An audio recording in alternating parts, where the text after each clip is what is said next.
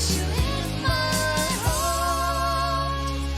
Yes, you in my heart. Yes, you in my heart.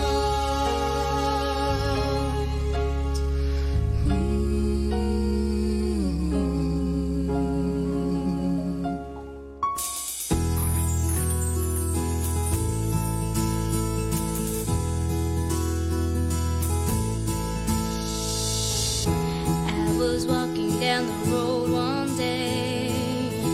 Happy people smile along the way, and the sceneries turn on my fantasy. There's a lot of opportunities that point me to who I could be. It's a life-changing university. You call it beautiful, it's true, but I have one thing to say to you. I believe there is more to what you see. You call it paradise, but I call it home.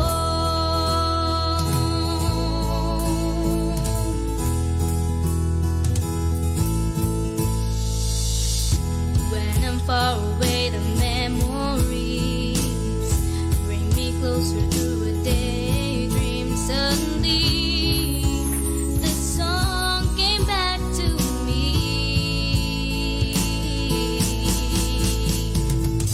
You call it beautiful, it's true, but I have one thing to say to you.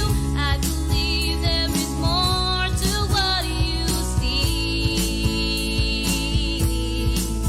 You call it paradise, but I call it home. What more can I ask for? I have all that I long for. Suddenly, all the voices came to sing with me. That you call it beautiful, it's true, but I have one thing to say to you.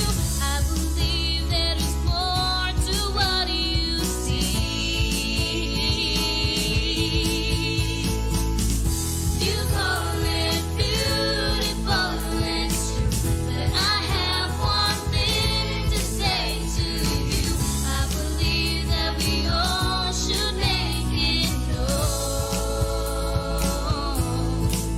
You call it paradise, but I call it home. I call it home. I call it home. I call it home. Yeah.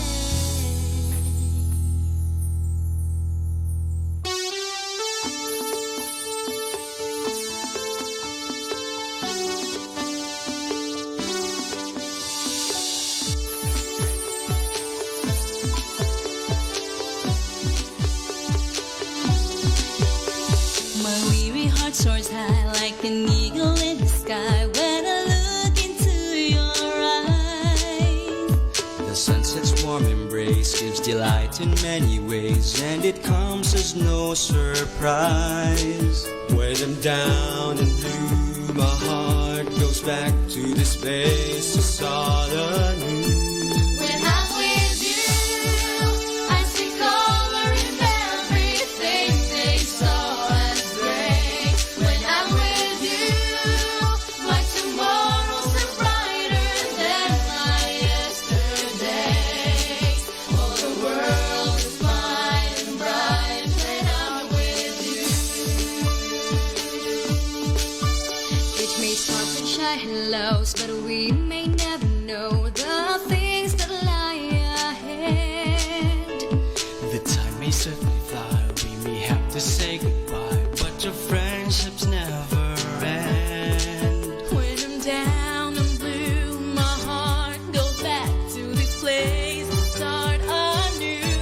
When I'm with you, I see color in everything they saw as gray. When I'm with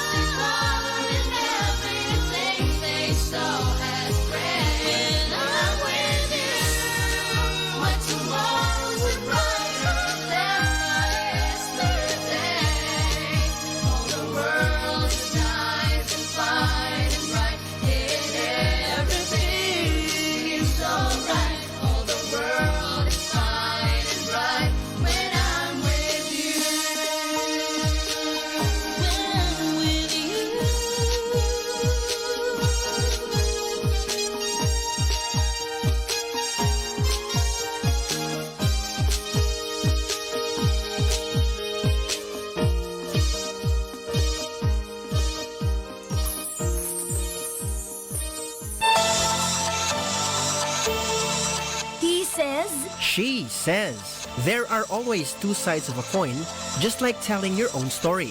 Visualizing his perspective. Knowing her viewpoints. Lain-laing opinion of a development issue, gikan nimo, Ug nako, dinhi lang sa newest program sa DYDC-FM. He says, she says.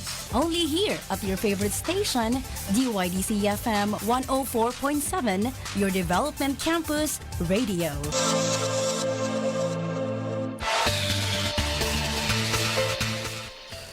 Okay, mayong adlaw mga higalag. Welcome sa ika-26 nga episode ng atong tulumanon. He says, She says. Ako si Juan Andrade. ako si Perlin Fernandez. Maayong buntag, udto or gabi sa tanan nga naminaw ug nagtan-aw sa atong broadcast karon sa He Says, She Says, the voice of VSU crossing beyond borders featuring successful Viscans here and abroad.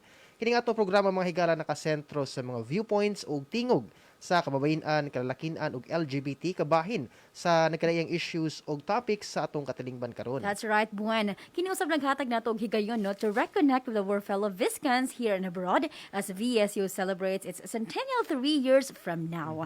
So sa atong episode karong adlaw atong makauban si Mr. Joe B. Tuyor, Lead Environmental Specialist and Regional Standards Coordinator of South Asia Region World Bank sa Washington, D.C. sa Estados Unidos. Bongga jud kayo Buwan ang atong guest karon. Ug karong adlaw atong tukion ang topic nga managing environmental risks and in ensuring sustainability in development projects. That's right, Perlin. And this is going to be an interesting topic, mga higala, especially that we have with us someone from World Bank, no less. No, this will also be informative to those who are involved no sa development projects, ato mga project leaders, policymakers, researchers, extension workers, ug uban pa no. And of course, topic nato karon about the environment, I'm sure daghan gyud ang makarelate no. And of course, our guest will also be discussing no what is World Bank and unsang nature sa iyang trabaho and iyang kinabuhi no. And we're also honored to have with us our alumnus and someone from World Bank. That's right, Buwan. Ug mahimo usab no nga makakuha ta og inspirasyon pati ang atong mga listeners ug mga viewers sila bina sa atong topic karon kabahin sa atong kalikupan. Right. And by the way, mga higala, live usab kita karon sa Facebook no. Pinaagi sa atong FB Live sa atong FB page DYDC 104.7 FM ug gi-share po di sa atong VSU no, Visayas State University Facebook page. So mamahimo nga mangutana or if na ay mga kuano mga gusto lang i-discuss po no sa ato ang kuan karon atong guest, ato mga viewers, ato nang basahon po din sa ato ang programa. And sa mga naminaw silang radio sets, they can also interact with us. I-text lang atong hotline number 0921 410-5070. Alright. So, Buwan, before pa tayo magpadayon no sa atong programa, ato sang ila-ilahon gamay ang atong guest karon no. So, si Sir Joe, or yung full name, Josefo Bitco Tuyor, no? Gikan sa San Ricardo, Southern Leyte. And graduate siya din sa atong tunghaan, Bachelor of Science in Agriculture, major in plant protection. Cum laude, Buwan. Class valedictorian in class 1991. Right, so kung wala ko na sayop, no, classmate sila ni Ma'am Daday. Yes, atong station, former station manager. Yeah. Who is in sabbatical leave right now. Yes, no? And sa pagkakaroon, siya ang Lead Environmental Specialist and Regional Standards Coordinator sa World Bank, Buwan.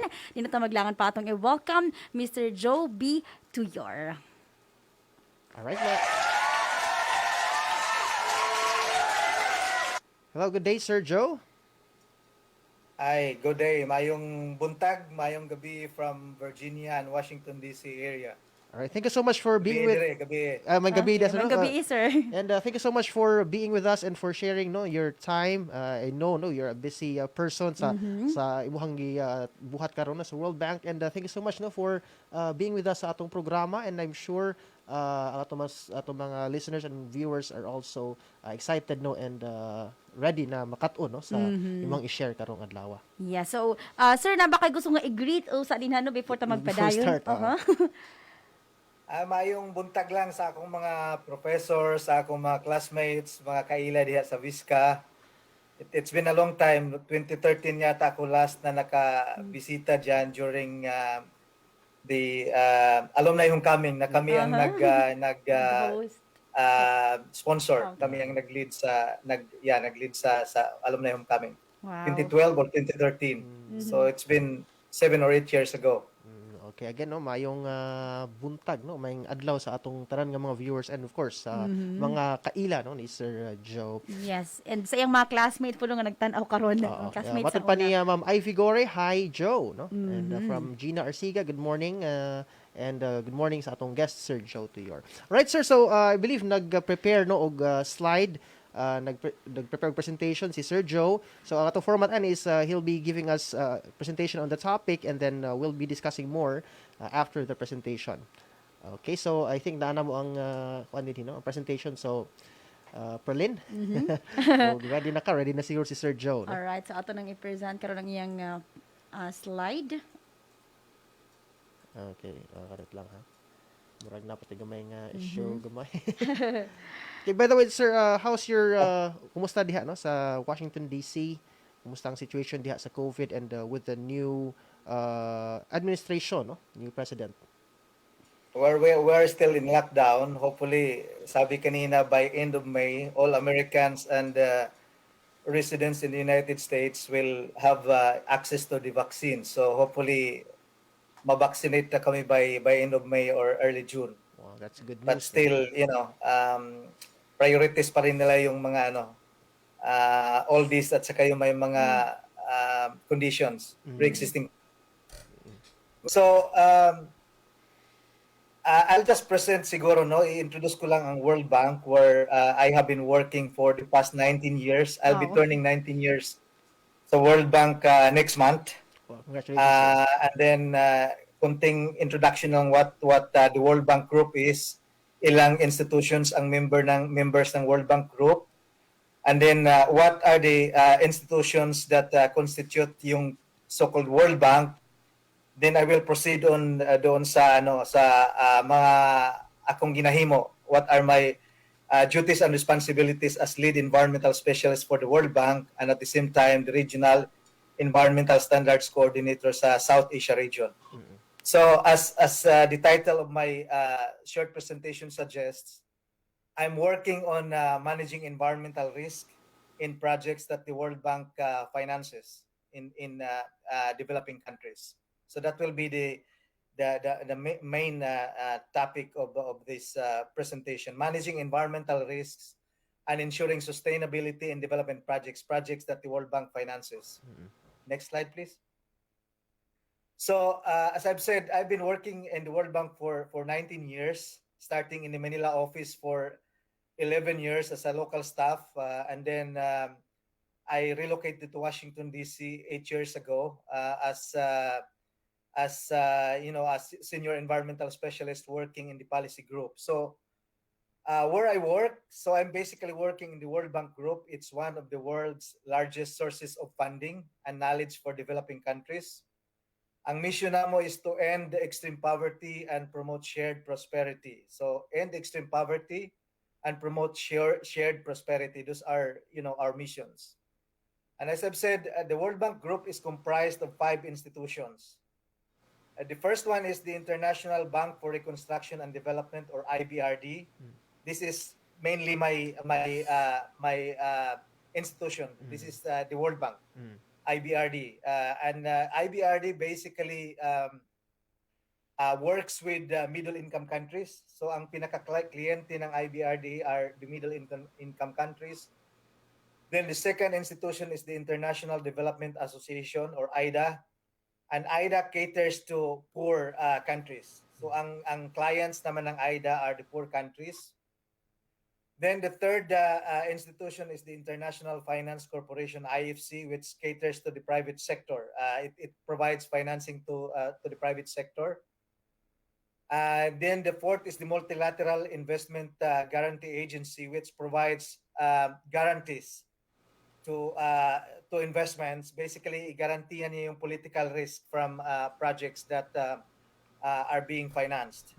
And then, of course, the fifth institution that comprises, the World Bank is the International Center for Settlement of Investment Disputes, or ICSID. So this center settles disputes. Kung may mga disputes yung companies or projects with the contractors, for example, or with the host countries, ICSID will settle those disputes.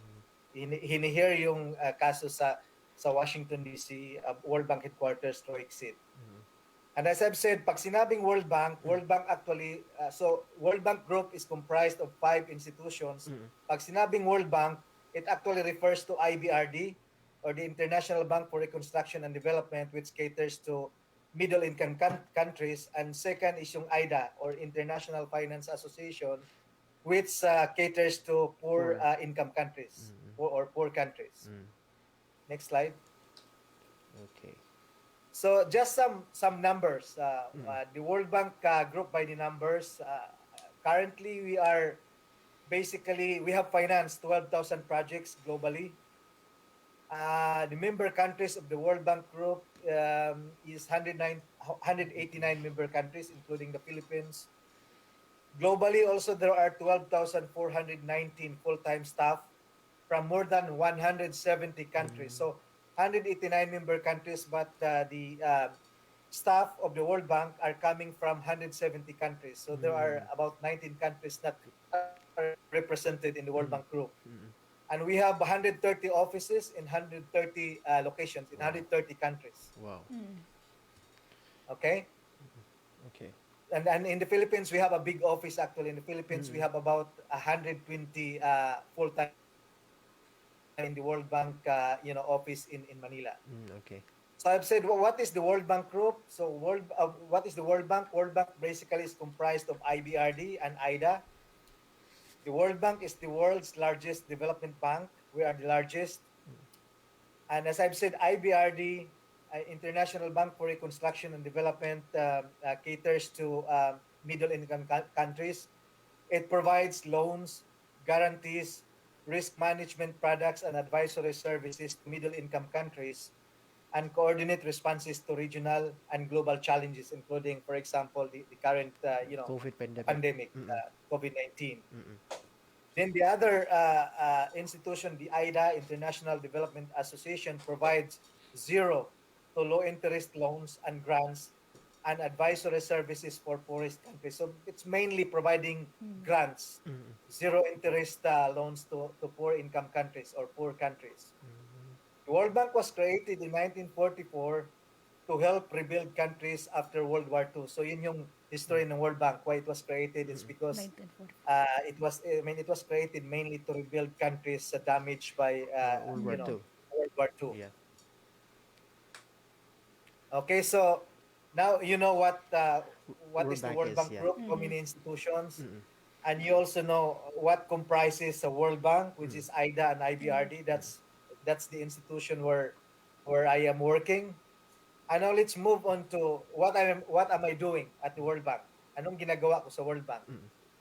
So as I've said, I've been in the World Bank for 19 years. I've been to 4 different regions in the World Bank. First, I started in the Manila office and then working in the East Asia and the Pacific region, which is basically, the East Asian countries plus the Pacific Island group of countries. I worked there for 11 years. And then I relocated to Washington, D.C., working in the policy group of the World Bank in the center, but also supporting projects in West and East Africa.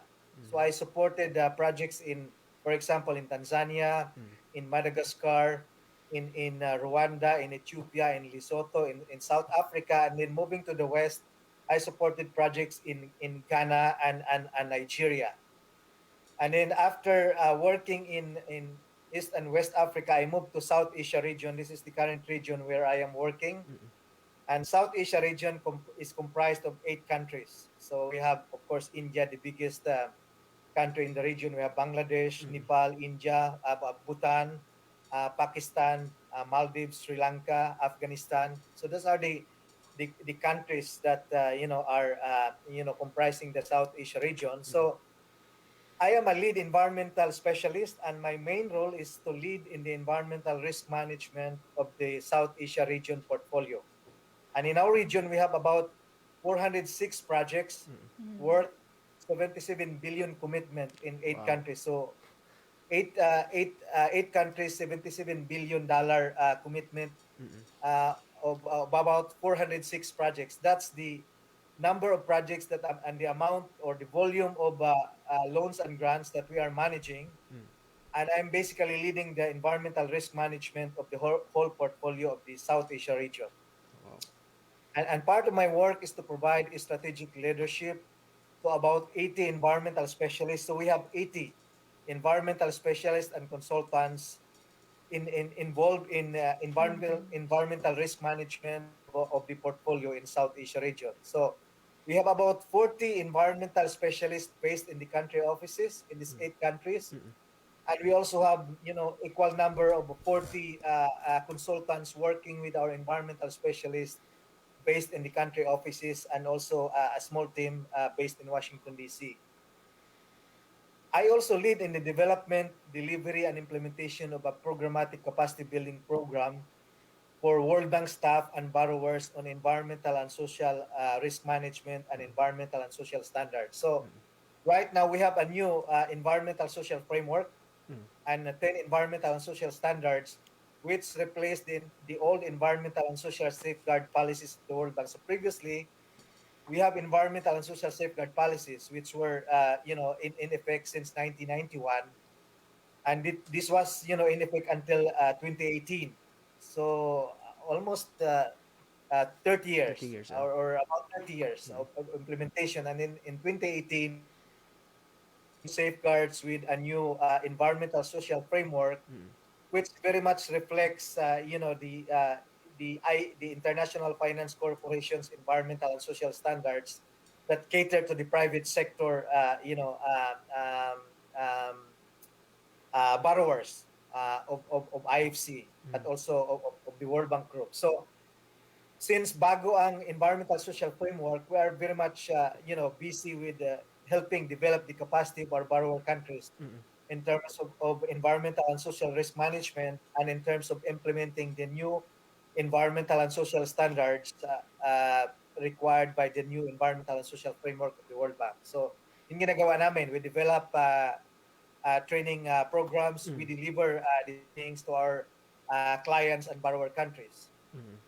I also lead in the delivery of advisory and technical, support to projects, mainly high-risk projects in hydropower, for example, in renewable energy, in transport sector, highways, waterways. So those are the types of projects that I'm currently providing advisory and technical support in South Asia region.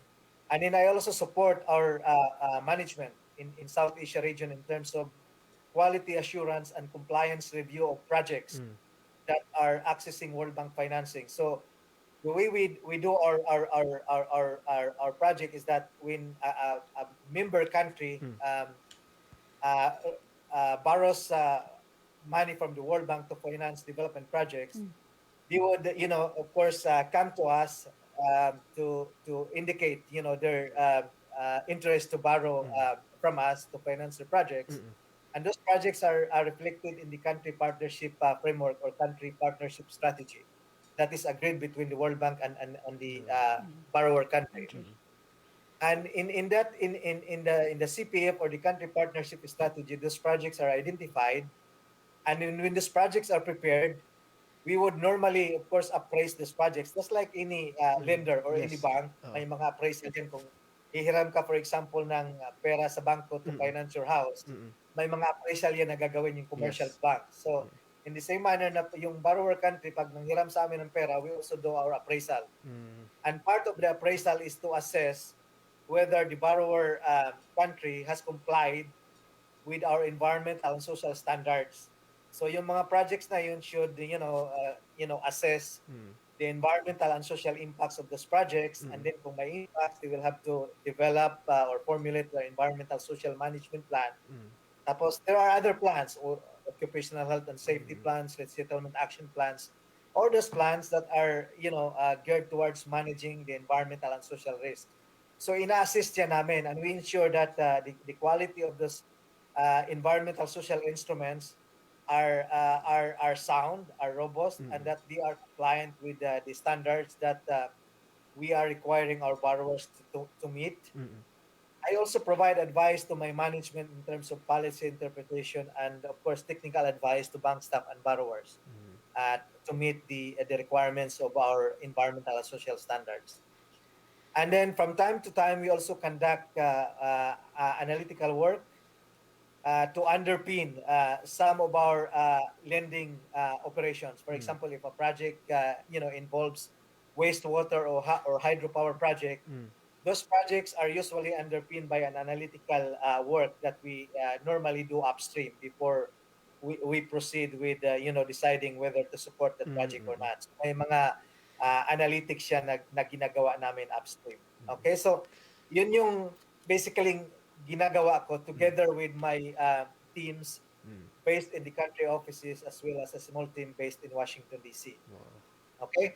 Yep. So yeah. on a day-to-day basis, ang ginagawa ko is, review environmental social impact assessment reports, review environmental social management plan, resettlement action plans, provide advice to my environmental manager kung yung mga projects na yun are compliant with environmental and social standards. And from time to time also we get grievances and complaints from our stakeholder, which we will have to respond. So we also prepare responses to those complaints, those grievances from our stakeholders.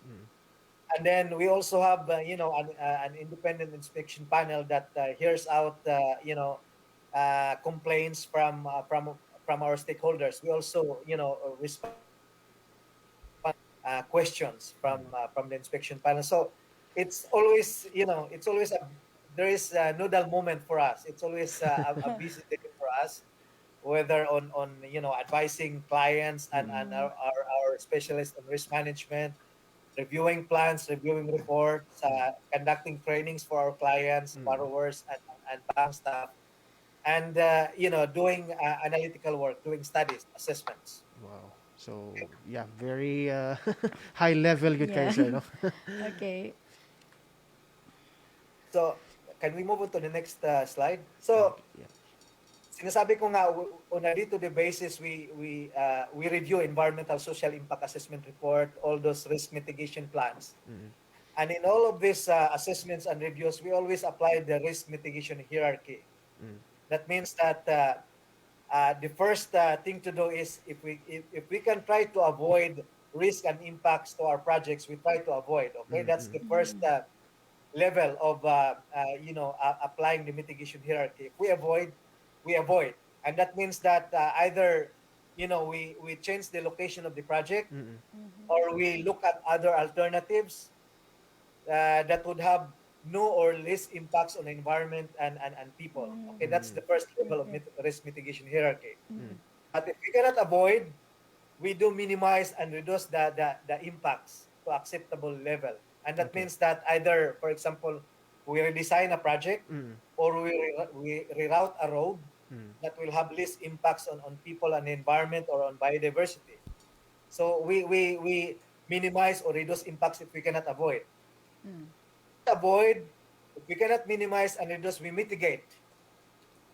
We restore and mitigate those impacts by putting in place mitigation measures. For example, we replant trees that have been cut. We install we maintain environmental flow. For example, in hydropower projects that will reduce the flow to generate power. And then if we cannot avoid, if we cannot minimize, if we cannot mitigate, of course, we would require that those impacts, especially residual impacts, be compensated. Kung dili gyud avoid, dili minimize, dili mitigate, we have to require the borrower to compensate for those residual risk and impacts. Na dili avoid, dili minimize, dili mitigate. So that's basically how we apply risk mitigation in projects that we finance. Okay. Okay? Yep. Okay, next. All right, so muna siya din, no? The World Bank Environmental and Social Framework. So, yep, dindot kayo mong presentation, no? Sir Joe, and thank you so much for sharing what you do, no? And we can see that you're really making, big decisions and you're doing these things, no? Para yun ma-ensure nga naagutay ko kaning ma-mitigate ang mga risks. And actually, and thank you also for sharing what you do and the World Bank what the World Bank does, no? Okay, basically when we say World Bank, mura na siya kanang murag Finance ang atong hunahunaan dayon. financing dayon, makautang dayon, no? Yeah. Okay, and so when we get back, Mahigala, we'll discuss more about natatagi preparing ng mga questions. In the meantime, natay mga mas basahon nga mga message, no? Yes, so natay mga viewers buwan, no? Especially ang mga classmates sa una, no, nila Sir Joe. So, nag-ingon din rin no, ang atong station manager nga greetings sa mga batchmates in 1987. Attorney Wayne Lawas, Dr. Glenn Supsup, no, they're watching. Happy viewing. And also ang head sa ITM, Institute of Tropical Ecology and Environmental Management din sa VSU, nagtanaw. Also, hi to Dr. Elisa Espinosa. No? Thank you so much for watching. Alright, thank you so much for watching, Hi, guys. Lisa. Yeah, and Yes. and please do share this video aron na makakuan mo, no, makahibaw mo unsa ni ang gibuhat, no, ni Sir Joe, and unsa pud ang World Bank and what he does, no, sa iyang field. Okay, sa palain, no. Alright, so hi to Ma'am Salome Bulayo. Good morning, Joe, to your. Nice to hear and see you. Also, and Hi, Ma'am Sally. si Sir Mayong buntag. Alright, si Sir Glenn Supsup di ay watching here in Puerto Princesa. Nagikulbaan Hi, samtang gituslo ko og dagom kay gikuhaan og dugo. Annual physical check-up. Okay. And Sir Candelario Calibo watching din sa VSU, maayong pagpaminaw. And napo yung mga questions, no, so later ato na siyang balikan, buwan. Okay. So we'll be right back, Mahigala. We'll pause for a break and we'll be right back, so stay tuned, no.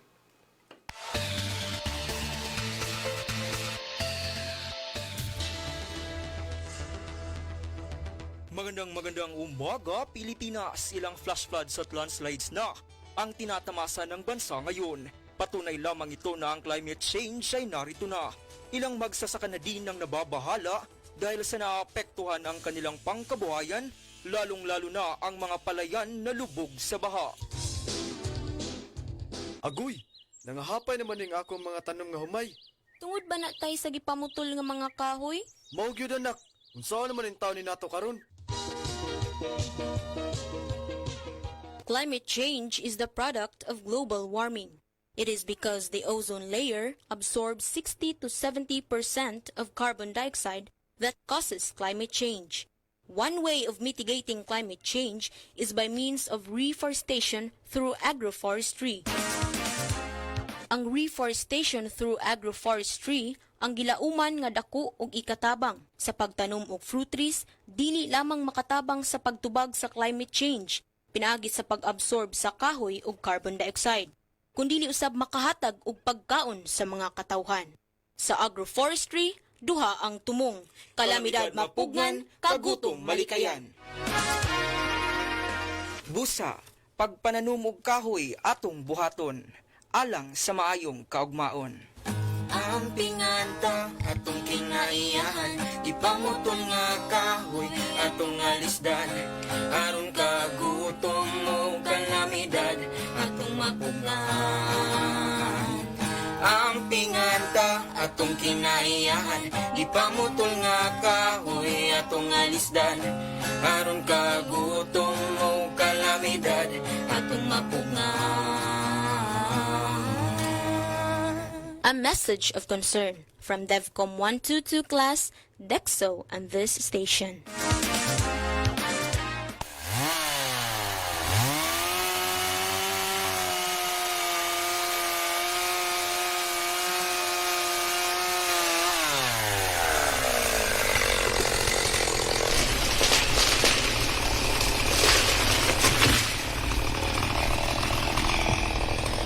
Sakto na ni. Dako-dako ng halin nato ani bay.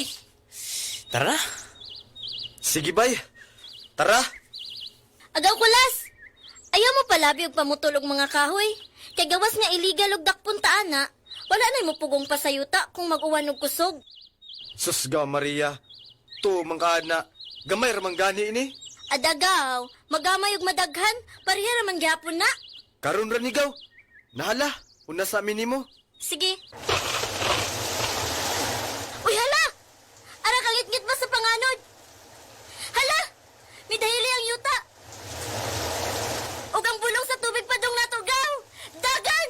Pagdali! Republic Act number 9147 is the Wildlife Resources Conservation and Protection Act. It states that the wildlife resources and their habitats should be conserved and protected.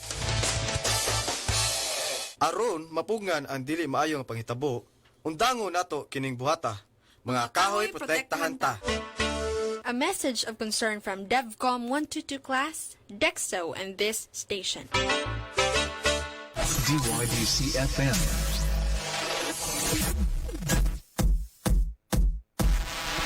Your Development Campus Radio.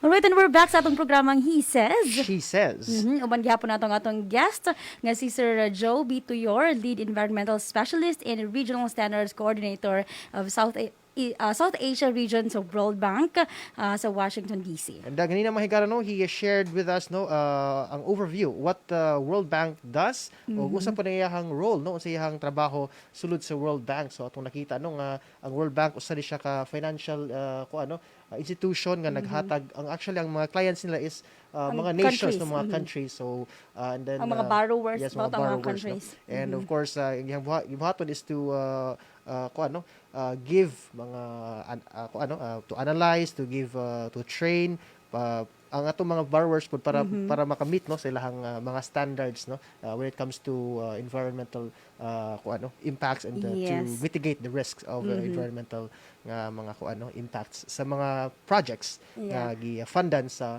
World Bank. Yes, so na sila yung mga development training programs o naghatag sila og advisory o technical support no buwan sa mga borrower countries. That's right.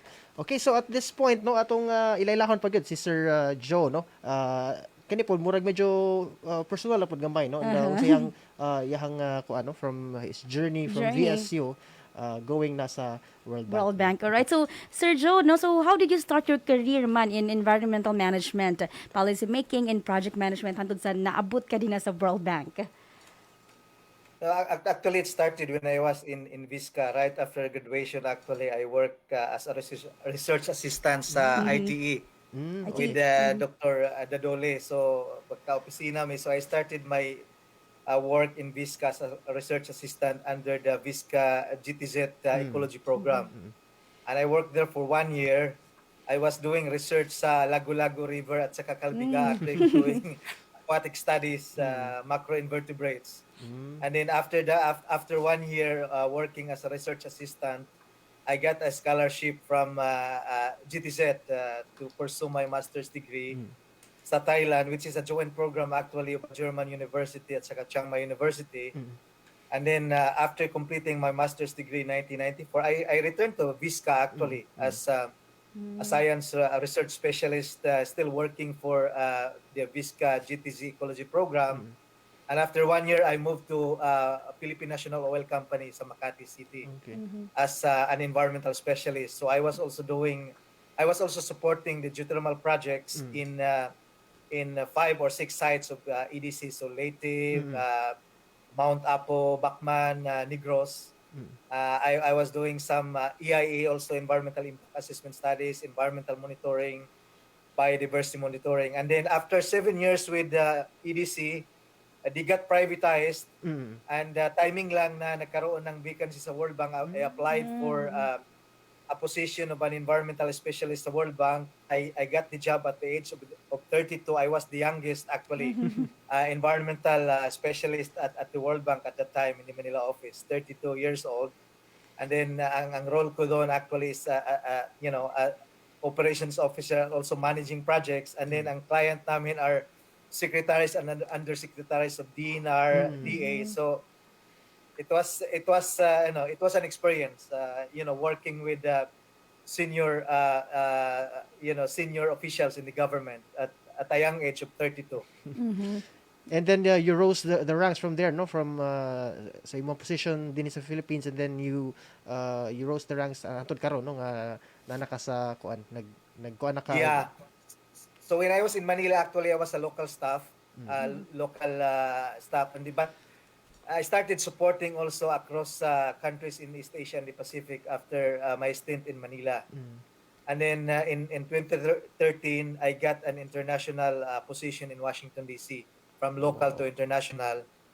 as a senior environmental specialist, and then I just got promoted to a lead environmental specialist last year. Wow, Wow, congratulations. congratulations, sir. So yeah, with all these kung ano, achievements, what do you think no contributed to that, and unsa man ang proper mindset siguro mo i-share no nato, and siguro from being here sa VSU graduate, and then going to kung ano to Washington DC to have a position sa usa ka prestigious nga organization.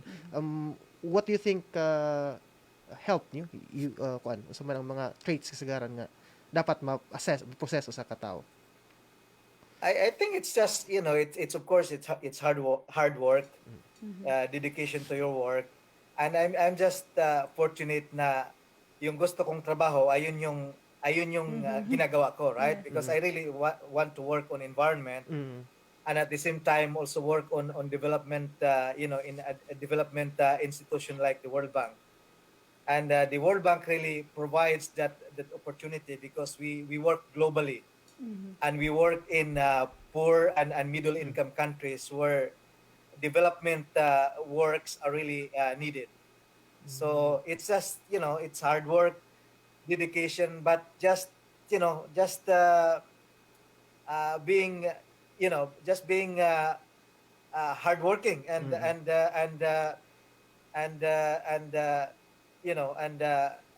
always eager to learn. I think yung eagerness to learn really is what makes puts me where I am now. I continue to learn. I continue to learn every day. Yeah, and siguro in the next few years siguro sir no with your hard work padayon gihapon sa pagtaas no. Yeah. Natay question diri buwan no coming from attorney Wayne Lawas. Okay. Good morning. Pwede na ako mag-open ng account sa World Bank. Dili pwede kay di ba ang ako kang presentation shows na ang member ng World Bank are the member countries, borrower countries. So we deal business, we do business with client countries. Yes. Not with individuals, not with private private sector, not with private individuals. And you mentioned Sir Joe no nga for poor income countries zero interest ba to ang imong gikuan? That's the International Development Association. So how what's the business model of World Bank kanong zero interest man? How can they get back the money that they lend? Yun ana. So basically ang member countries ng World Bank have their shares, right? Including the Philippines, and we do invest our money sa market. And then part ng income nung yung IBRD, for example, IBRD and IDA, we invest our money in the market. Tapos part ng income gusto IDA, yung International Development Association, para i-finance yung poor countries free of yung interest free. Basically yung income ginagamit i-flow doon sa IDA to finance poor countries with the zero interest rate. So it's about contribution or shares from the member countries, but also incomes from the investments. So basically sir murag ang makita sa uban mga or ang profit sa uban ng mga countries nga naay ko interest ang uban na is to ipadung ito sa mga poor countries zero interest para siguro silang development, and I think if develop ang usa ka country poor, it will also help other countries in the long run, no? Other countries nga mabulahan. So murag no one is left behind siguro, I think. Yun nga shared prosperity. No, ang mission namo is end extreme poverty and promote shared prosperity. Hindi lang yung minomonopolize ng ilang countries yung prosperity, but it's shared by everybody. That's correct. So do you think sir sa Philippines unsa man siyang classification, poor country or sa middle katong ikaduha nga kuan? We are Philippines is lower middle income country actually. I think we graduated from IDA in 1992, I think. Okay. So we graduated from IDA long time ago. Okay. Alright. So how about sa atong nga situation karon sir no nga giatubang no ang COVID-19. So do you think the COVID-19 pandemic impacted our environment and what are these environmental impacts? No, actually may analytics nga ang ginagawang World Bank sa impact ng COVID. Of course, it impacted on the global economy, right? And then on environment, it does have impact on especially on occupational health and safety and community health and safety. So, as I've said, we finance projects, we do projects, right? So, for example, in large construction works, where borrower countries are mobilizing workers, construction workers to decide to construct, roads or airports or hydropower projects.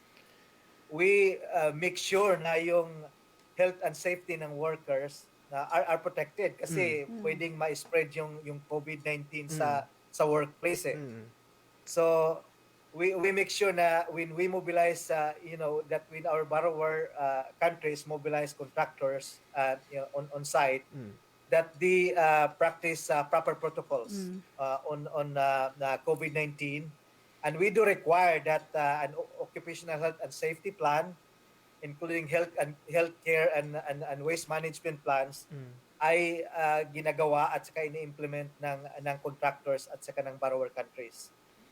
So in fact, I'm working now with a consultant on biosafety lab and medical waste that helps me develop plans, guidelines for managing risk of COVID waste in health projects.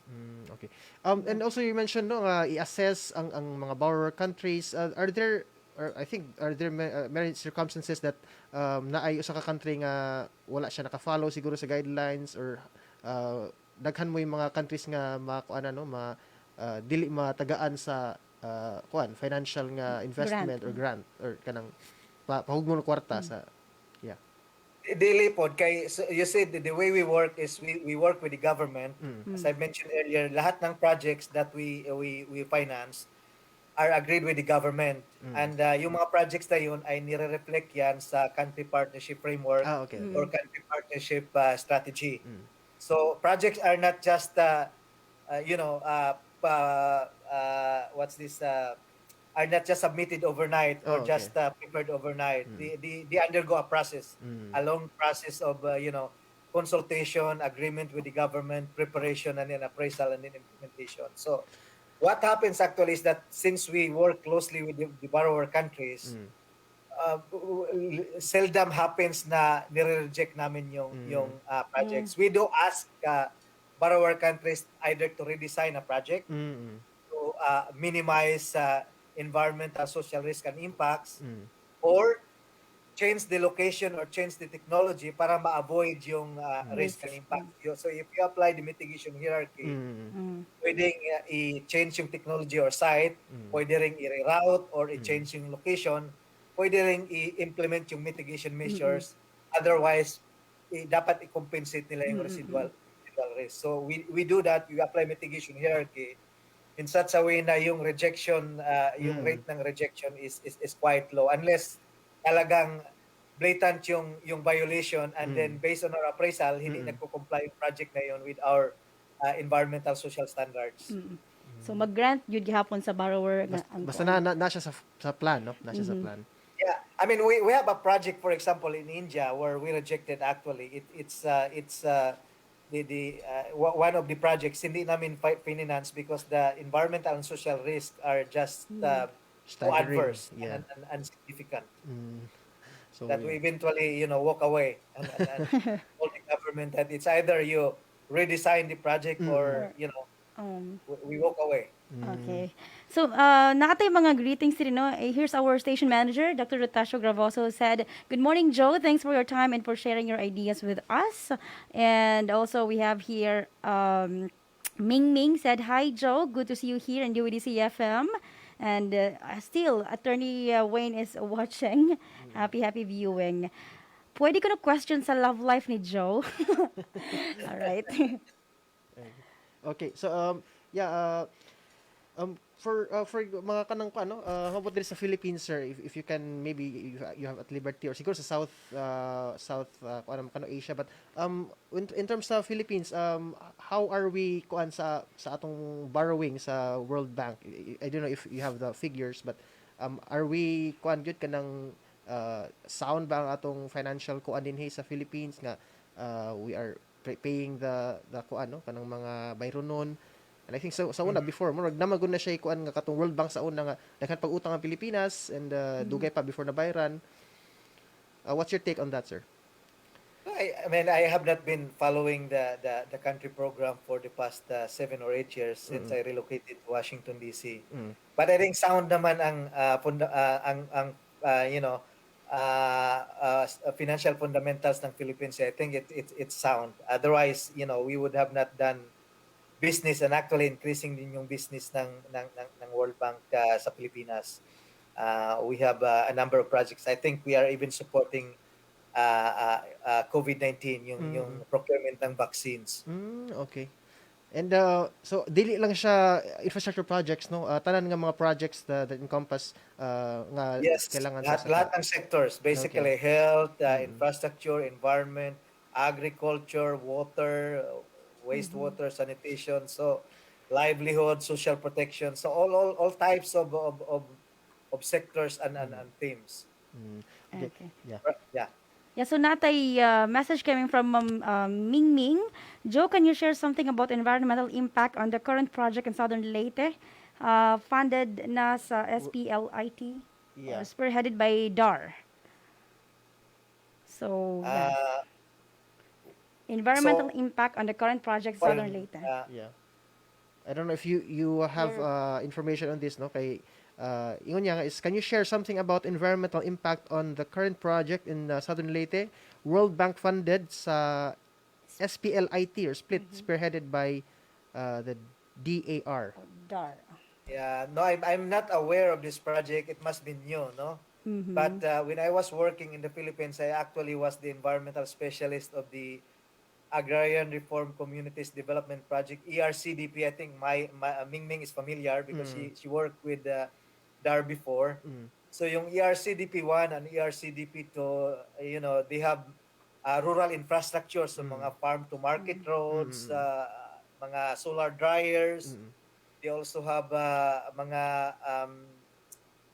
mga drainage, I think, but mostly rural infrastructure like access roads and solar dryers. Tapos may mga ano rin sa agriculture enterprise. So typical of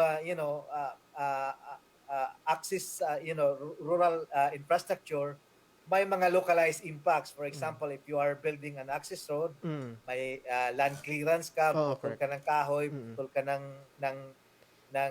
vegetation, so it would impact on local, it would have local impacts on biodiversity, for example, on terrestrial biodiversity.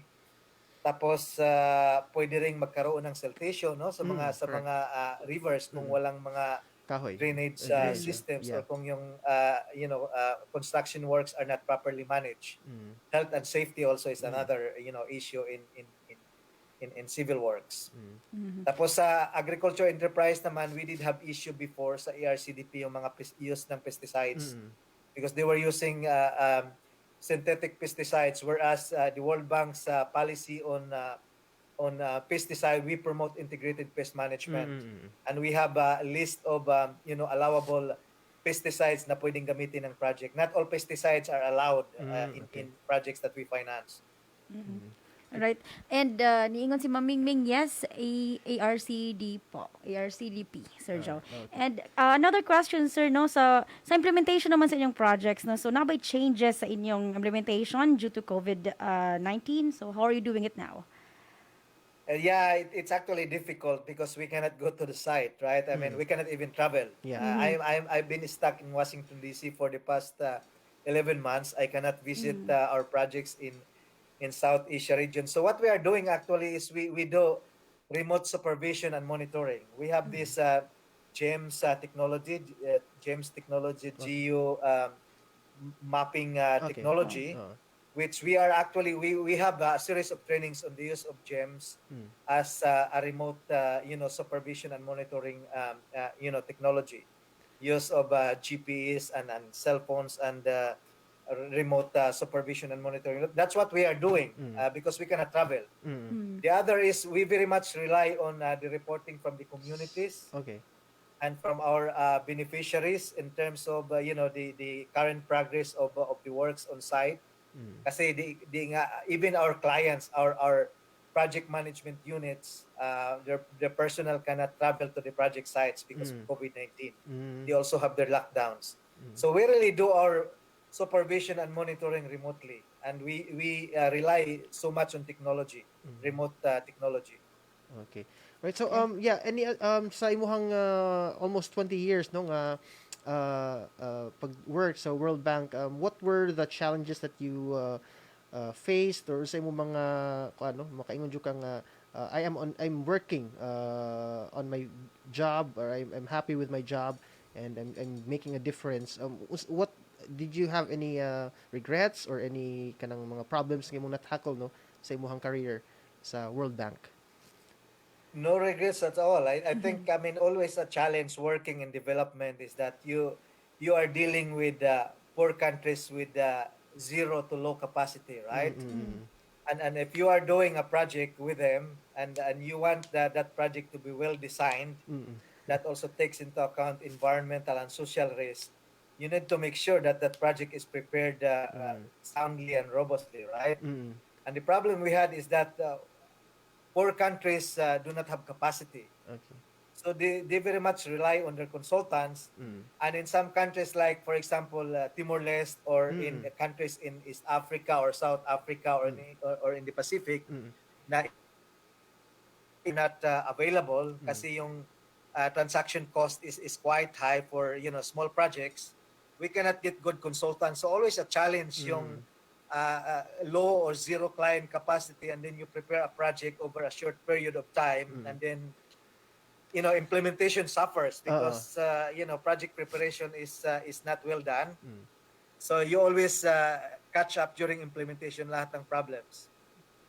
But of course the reward there is that when you see those schools or roads or or health centers or livelihood programs implemented and successfully implemented, trying to make a difference Yes. in the lives of the rural poor communities, dili pwede dili pwede mabayaran og kwarta ang imong kalipay sa nakita ni mga changes, especially when I mean, first time people are, connected access to water, the grid, yeah. no? Electricity. Yeah, electricity. Yeah. And then, sa Pilipinas, actually, we have established, I mean, I was leading the establishment of an environmental social sustainability learning center in UP, University of the Philippines National Engineering Center. When I was in Manila, I was leading that work. We partnered with the National Engineering Center. It was established in 2015 and still up and running. Wow. Doing the trainings on environmental social risk management. So if you need to undergo training, if you require trainings on environmental social risk management, contact UP sa UP. National Engineering Center because we have a learning center there established in 2015. It's still up and running. Wow.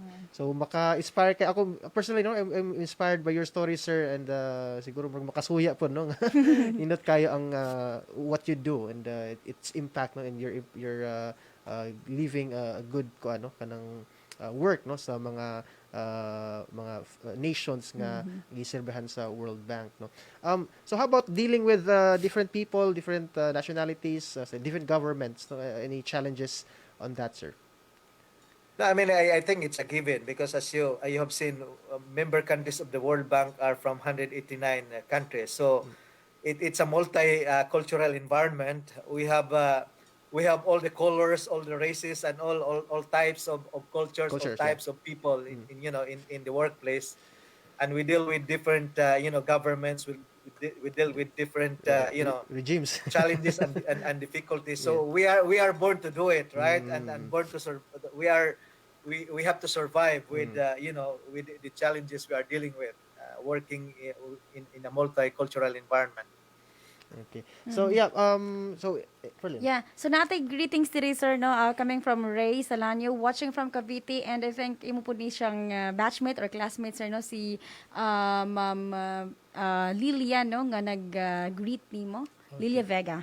Alright. Okay, so yeah, I think murag nilapas pa ta sa tong oras, no? Any message lang siguro Sir Joe, no, sa atong mga watchers karon, and maybe sa katong gusto pod no mo follow pod sa imong line of work or career, no? Yeah, so ang is, I mean, the managing environmental risk really is very important and crucial, especially in in a world where half of the gross domestic product is dependent on ecosystem services. And if we are going to really stick to our mission, which is to end extreme poverty and promote shared prosperity, we need to make sure that the ecosystem services, the environment, is protected in in projects that we finance. Otherwise, if we don't protect the environment, the ecosystem services, we cannot really maximize the development objectives of the project that we finance, which is to end extreme poverty and promote shared prosperity. We need to protect the environment, natural resources, because that's the lifeblood of the people that we are helping. Okay. And message sa atong mga fellow Viscans, imong mga classmates siguro diha, sir. Until now nagtan-aw pa jud sila sir. So hopefully madayo na nga mong reunion, hopefully this year or maybe next year. We were supposed to have a reunion, yung batch namin 1987. We're supposed to have a reunion last year. We were ready, we have the funds, we had the program, we were ready, and then COVID-19 happened. So we have to postpone, and we don't know when. But hopefully when vaccines are available, we'll make that happen this year or maybe next year. Looking forward to that. Okay. So, last message coming from our former station manager, Ma'am Daday. Really appreciate it, Joe Tuyor, for your time amid your busy schedules. Proud of you as my batchmate in our class of valedictorian in 1991. Bigatin ka talaga. World Bank headquarters in Washington, D.C. Our salute to you. Keep helping developing countries like ours. Salamat kaayo. Okay. And Ma'am Ningning said...